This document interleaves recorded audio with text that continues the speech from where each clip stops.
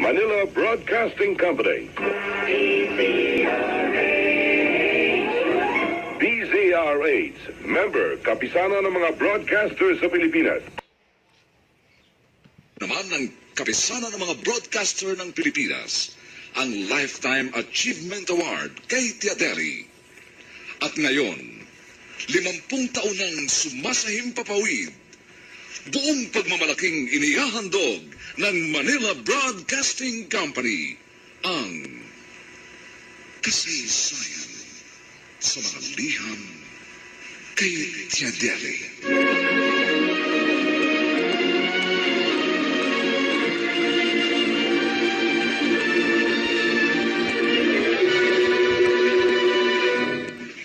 Itong inyong Tiadeli.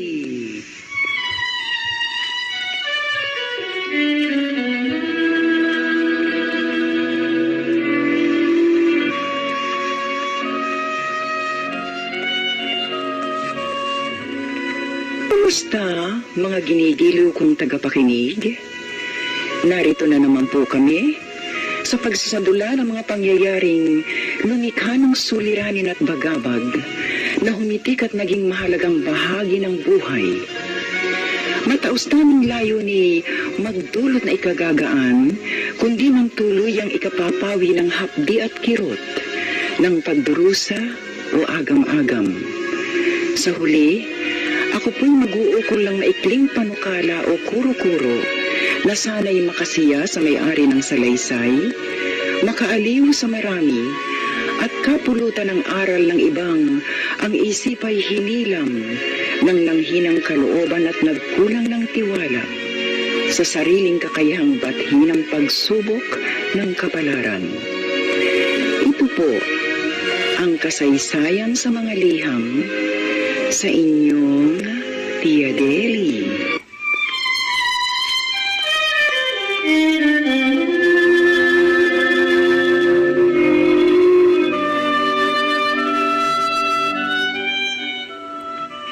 Inihahalin tulad sa maghapon ng buhay, may bukang liwayway, may umaga, may katanghalian, may takip silim at may gabi.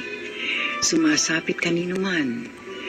Wika nga, kung may kapanganakan, may kamatayang una-una lamang ayon sa may kapal na nagpahiram ng buhay, upang magsama na sa buhay na walang hanggan. Isang taga-Payagan East, Ballesteros, Cagayan West ang sumulat na nga nasa dapit hapon na ng buhay silang mag-asawa. Saklot ito ng pangamba sa maaaring mangyari kung sakasakaling ang sumapit na ang pagdatal ng hindi maiwasan.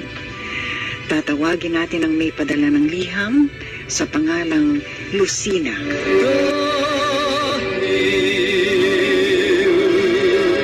Sa isang bulaklak, sumilang ang pag-ibig.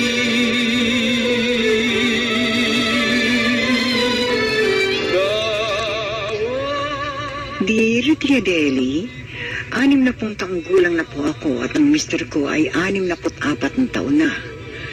Nasa estado ng lahat ang aming mga anak. Sila'y layo-layo. 2 nasa Maynila, ang bunso lamang ang masasabing pinakamalapit ngunit nasa kabilang bayan pa.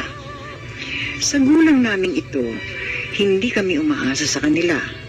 Kaya pa naman naming mabuhay, kaya pa naming magbanat ng buto. Alam mo, Lucina, ang sipag ninyong mag-asawa. Siguro ang dami na ninyong naipon, ano? Naku, bakit ka naman nagsalita ng ganyan, Maria? Tignan mo. Pumaparito pa kayong mag-asawa sa bundok para magbungkal ng balinghoy. Samantalang dadalawa na kayo. Ang mga anak ninyo tsak na maluluwag naman sa buhay. Maria, ayaw naming umasa sa aming mga anak. Ha? Ang ibig mo sabihin hindi sila nagpapadala sa inyo. Anong klaseng mga anak sila? Tulad namin, mahihirap din ang aming mga anak. Ayaw naman namin maging pabigat sa kanila. Kahit tungkulin nila kayong tulungan. Hindi basta ganun, Marie. Kung sakali, hindi na namin kaya ni Mulong, siguro, hihingi na kami ng tulong sa aming mga anak.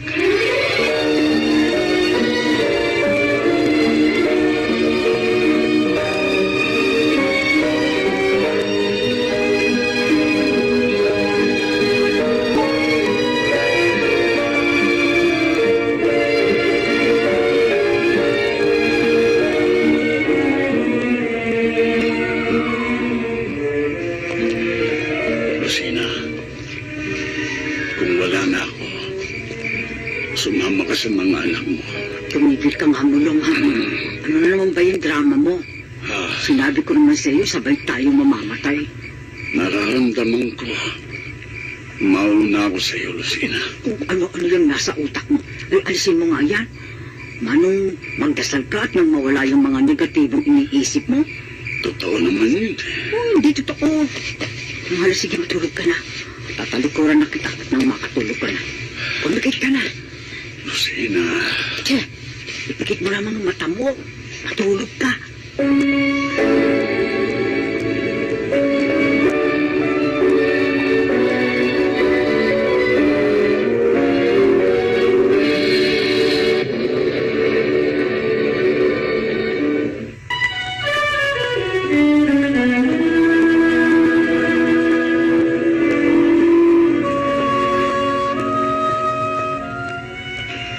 Hindi lamang mag-asawa, kundi magkaibigang matalik sina Mulong at Rosina. Kung nasaan ang isa, naroon din ang ikalawa. Halos lahat sa nayon nila ay natutuwa sa mag-asawa.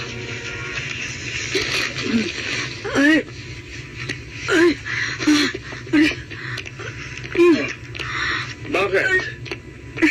Ano ba masakit sa'yo? Pilit na pikit ka. Bakit? Yung mga mata ko mahapdi. Hapdi eh. Kung naman kasing tao kayo, mahilig magbasa eh. Kaya sumasakit ang mga mata mo. Sandali lang ha. Kukuha ko ng bulaklak ng sampagita. Papatakan ko ng katas ng bulaklak yung mga mata mo. Nakasurize yan. Mulong. Ha? Ayoko mabulag. Ayoko. Tumigil ka nga. Ganun ang katigasan ng ulo yan eh. Tsaka mainit ang panahon ngayon. Puso ang sore eyes. Kahit ba matanda, dinadapo ang panang sore eyes. Sabay, walang pinipili ang sakit o sila. At hindi ito mapipigilan.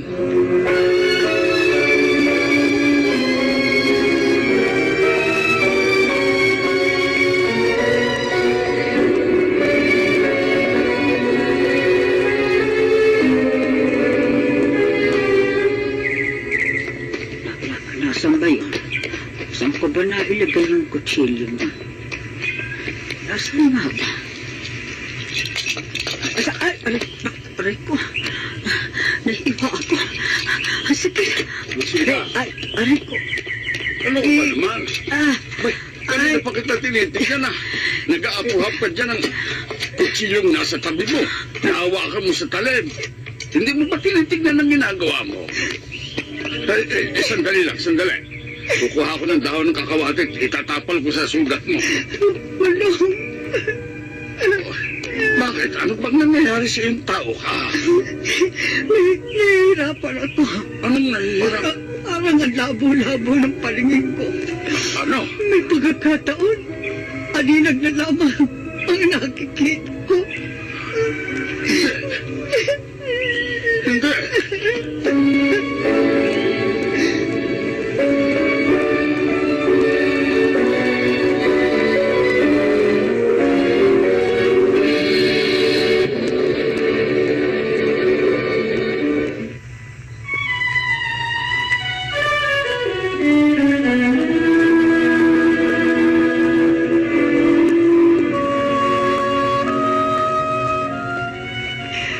Dahil sa nangyari, pinilit ni Mulong na dalhin sa ospital si Lucina. Nalamang may pasma sa ugat ng mga mata niya ang matanda at maaari itong mabulag. Si Mulong ang higit na nasaktan sa nangyari sa asawa.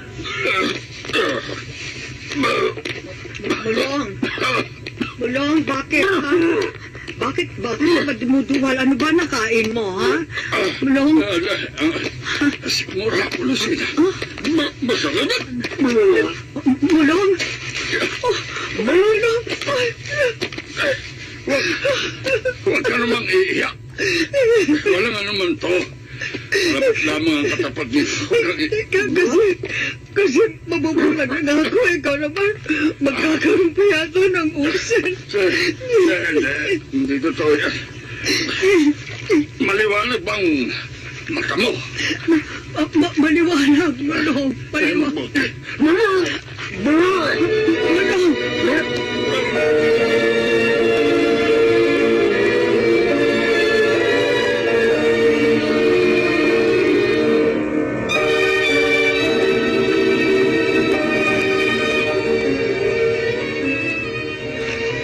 Dok, ano bang findings ninyo? Bakit po ba nagdududuwal ang itay? At madalas siyang dumudumi? Doktor, maitim po ang kulay ng dumi ko. Nakita naman ninyo sa sample na ibinigay ko. Madalas pa po napakapula ng lumalabas. Baka, malala na ang ulcer ninyo. Oo. Kabayaan. Malaki daw ang sinira nito sa inyong bituka. Ano ba? Dok, may remedyo pa, hindi ho ba? Hindi ko alam. Marahil tanging himala na lamang ng Diyos ang makapagpapagaling sa tatay mo. Pwede pang kunin sa operasyon, di ho ba? Baka sakali, walang makatitiyak. May edad na ang iyong ama. Baka hindi na niya makaya pa ang operasyon. Nakakasubukong kanyang katawan. Doktor, kahit sabihin yung pwedeng kunin sa operasyon, hindi ako papayag. Malaking halaga ko yun. Sayang. Total naman, matanda na ako. Ang sarap yung magagasta sa operasyon. Itabi na lamang para sa kinabukasan ng aking mga apo. Itay, oo, Dado, yun ang gusto kong mangyari. At susunod kayo magkakapatid. Handa na ako sa anumang mangyayari sa akin.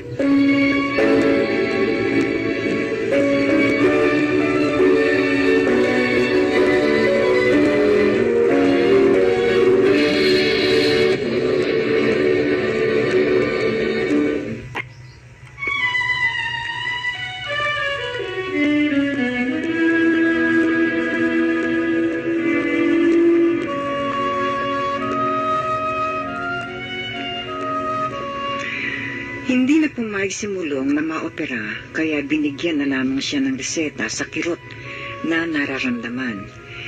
Iniyak yun ni Lucina. Rosel, Itay, kung sakaling mawala ako, ang inay niyo, huwag niyong pababayaan. Itay, may awa ho ang Diyos. At saka, umiinom naman kayo ng gamot, hindi ho ba? Kaya halos wala na kayo maramdamang kirot. Anong malay nyo? Gumagaling ho pala kayo. Ano na kanay?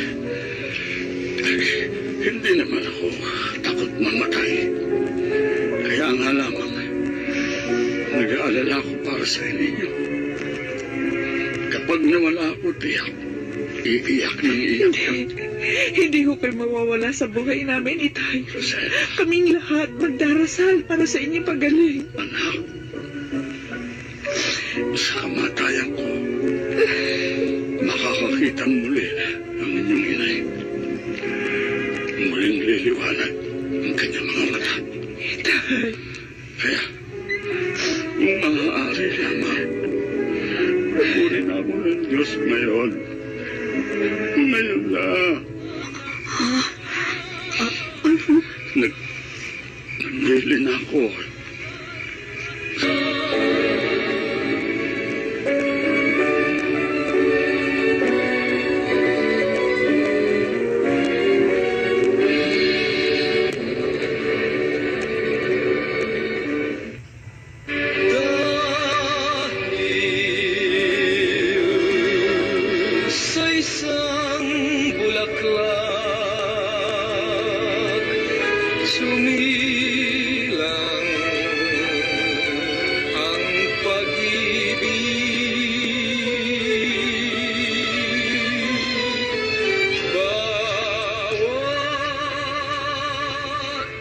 Kahit manatili akong bulag, taos puso akong papayag sa Deli.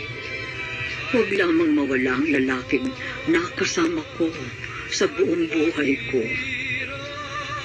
Ayokong isipin isang araw, mawawala ang mulong na naging karamay ko at katuwang. Kung minsan, iniisip ko na idadalangin ko, sana ako na mauna, huwag na ang mahal ko. Paano ko makakaya kung wala na siya sa Deli?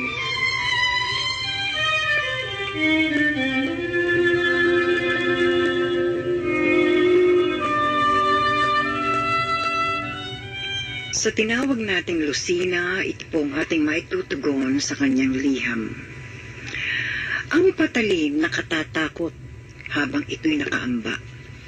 Subalit natitiis ang dulot nito kapag naitarak na. Ganon din sa tao, kapag sumapit na ang takdang panahon para sa kanya. Sa mga maiiwan, nagdudulot man ng kalungkutan, ang pagtanggap nagagawa sapagkat siyang kailangan. Sa mga mag-asawang magagandang alaala ang napagdaanan, matinding ang kalungkutan ng sasaklot sa maiiwan subalit gaya ng nasabi, ito rin napagtitiisan hanggang sa sumapit naman ang takdang oras upang magwakas na ang misyon niya sa buhay. Kaya ang inaalala mo, natural lamang yan sa kanino mang naging maganda ang pamumuhay may asawa. Kaya lang sana, habang bawat araw na kagisnan ay naririyang pa, samantalahin na ito'y maging makabuluhan. Ang bili ng asawa mo, ang mga mata niya isalin sa iyo upang pakinabangan mo na maagang pinanawa ng malulusog at malinaw na paningin. Kung maaaring isagawa, kung nasa mabuting kondisyon ang mga mata ng asawa mo, hindi na problema sa ngayon ang isali ng mga matang pwede pang gamitin ng taong ang mga mata ay bumigay na at hindi na makakita. Ang siyensya ng medisina, napakalaki na ang isinulong upang ang mga bagay na ganyan ay madaling maisagawa. Marahil narinig mo rin, kamakailan, isang buwan lang ang nakararaan, sa edad kong itong malapit ng maging 84, sumailalim ako sa operasyon sa katarata. Nanlabo rin ang aking mga mata. Bakit naman ikaw na 60 lamang nagkaganyan na iyong mga mata? Siguro hindi mo na alagaan ang husto yan. Ako nga, higit sa 80 na nang magkaroon ng katarata. Aba, 15 minutos lamang bawat mata ang naging operasyon. Ni hindi ako pinatulog. Outpatient ako. Kahulugan. Basta, nagtungo ako sa ospital. Na-opera. Pagkatapos, nakauwi na. Absent lang ako ng isang araw. Kaya naman ganon, dahil siyempre bagong opera, hindi ako makapaglagay ng makeup, nakita ang natural ko dito sa studio, ay nako. Sa pagiging biyuda naman, naging maganda rin ang pagsasama namin ni Kernel sa loob ng 36 na taon. Umalis siya noong 1989, 15 taon na. Wala. Malungkot nga. Pero awa ng Diyos, heto pa rin tayo. Kaya manalig ka sa nasa itaas. Ipaubaya mo sa Kanya kung ano pa ang laan sa iyo at nang matahimik ang kalooban mo.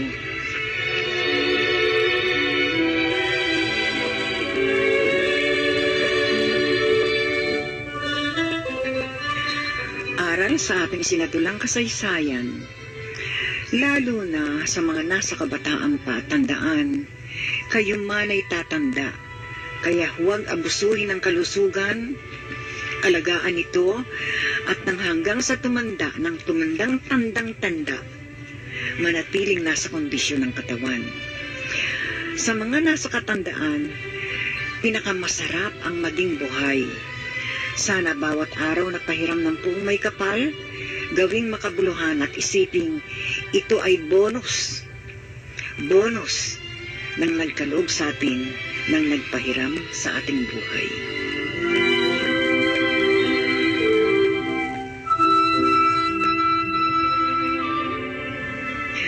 Ang may-ari po ng liham ng ating sinadula, taga Payagan East, Ballesteros, Cagayan West. Sa tinawag nating Lucina, 200 piso ang tatanggapin mo sa pamamagitan ng koreo. Ang iyong liham ay sinadula sa radyo ni Andrea Liwanag, ginampanan ni na Esther Chavez, Tony Angeles, Susan Robles, Phil Cruz, Baby Andrada at yung Legaspi. Musika, Buboy Salonga, Tunog, Eddie Legaspi, Supervisyong Teknikal, Bong Muyar, Associate Producer, Feina Anuran Banda, Direksyon, Augusto Victa. Ito po naman ang inyong Tia Deli, nagpapasalamat sa inyong pakikinig. Magandang hapon sa inyong lahat.